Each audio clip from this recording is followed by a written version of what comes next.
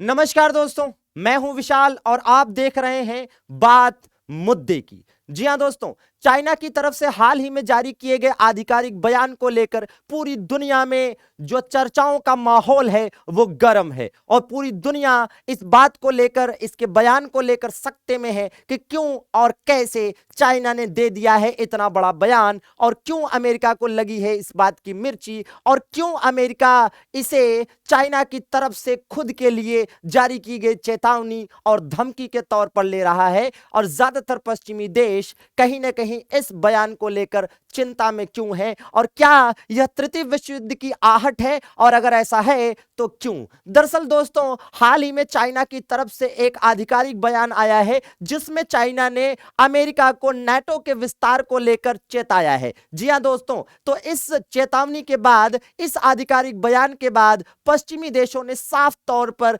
चीन की तरफ से रूस को दिए गए खुले समर्थन का अंदाजा लगा रही है। वहीं पर इसे कई सारे जो रणनीतिक विशेषज्ञ हैं वो इसे चीन की तरफ से अमेरिका के लिए एक बड़ी धमकी, एक बड़ा चेतावनी मान रहे हैं और ज्यादातर विशेषज्ञ ये मानकर चल रहे हैं कि रूस और चाइना जो कि एक दूसरे के पड़ोसी देश हैं, ऐसे में चाइना का इस तरह से खुलकर रूस के समर्थन में आना और नाटो के विस्तार को लेकर अमेरिका को इस प्रकार से चेतावनी जारी करना कहीं ना कहीं पूरी दुनिया को दो खेमों में बांटने का काम कर सकती है। दरअसल में चाइना की तरफ से जारी किए गए आधिकारिक बयान में नाटो को लेकर अमेरिका को चेतावनी दी गई है कि अमेरिका नाटो के विस्तार को रोके। अमेरिका नाटो के विस्तार को क्यों रोके? चाइना इस मसले पर कहता है कि यदि अमेरिका ने नाटो के विस्तार को नहीं रोका तो विश्व युद्ध को रोकना लगभग लगभग असंभव हो जाएगा। आखिर ऐसा क्या है नाटो में जिसको लेकर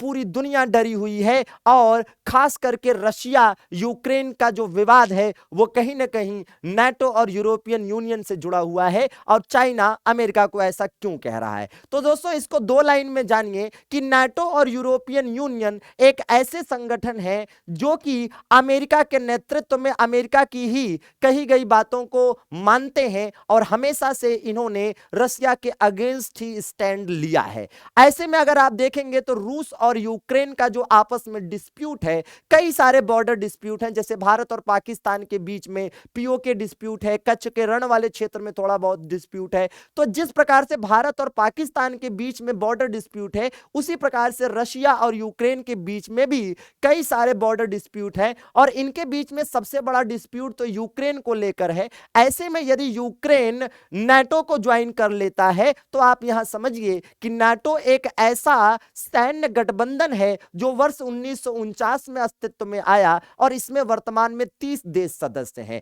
नाटो का उद्देश्य यह है कि यह अपने सदस्य देशों को सुरक्षा प्रदान करता है और यदि कोई भी विदेशी देश इन 30 में से, नाटो सदस्यों के 30 में से एक भी देश पर हमला करता है तो इनकी खासियत यह है कि ये सभी उस देश के खिलाफ एकजुट होकर लड़ेंगे। ऐसे में यदि यूक्रेन नाटो को ज्वाइन कर लेता है तो रूस की चिंता यह है कि ऐसे में जो बॉर्डर डिस्प्यूट है उसको सॉल्व कर पाना रूस के लिए मुश्किल हो जाएगा और यदि यूक्रेन सीना तान के खड़ा हो गया कि यह एरिया मेरा है और रूस ने वहां पर रोका और अगर रूस को, है ना, वहां पर कार्रवाई करनी पड़ी तो इसे रूस की तरफ से यूक्रेन पर हमला मानकर, है ना, नाटो इसे हमले अपने ऊपर हमला मानकर रूस के खिलाफ अभियान छेड़ सकता है। ऐसे में रूस और नाटो की जंग निश्चित हो जाएगी या ऐसे में दो ही परिस्थितियां हो सकती है कि रूस नाटो से सीधे सीधे लड़ाई ना लड़के अपने आप को पीछे खींच ले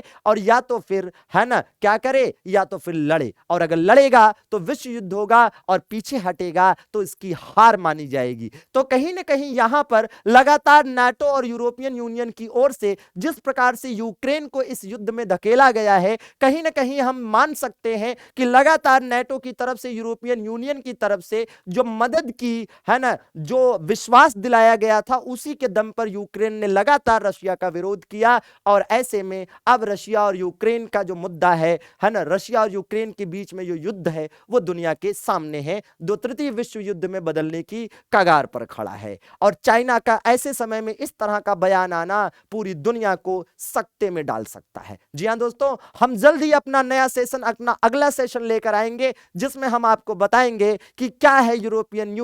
यूनियन और क्या है नाटो, और आखिर ये दोनों क्यों बढ़ा रखा है इन दोनों ने रशिया की टेंशन, क्यों यूक्रेन ज्वाइन करना चाहता है यूरोपियन यूनियन और नाटो को, और रूस को इससे क्या समस्या है। आपको ये जानकारी कैसी लगी कमेंट करके जरूर बताइएगा। Thank you to all.